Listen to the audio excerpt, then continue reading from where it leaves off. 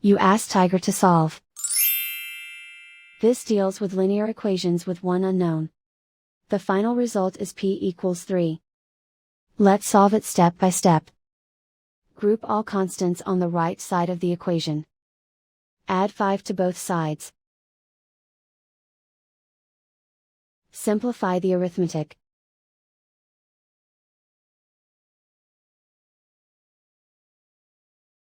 Isolate the p. Divide both sides by 11. Simplify the fraction. Find the greatest common factor of the numerator and denominator. Factor out and cancel the greatest common factor. And so the final result is p equals 3.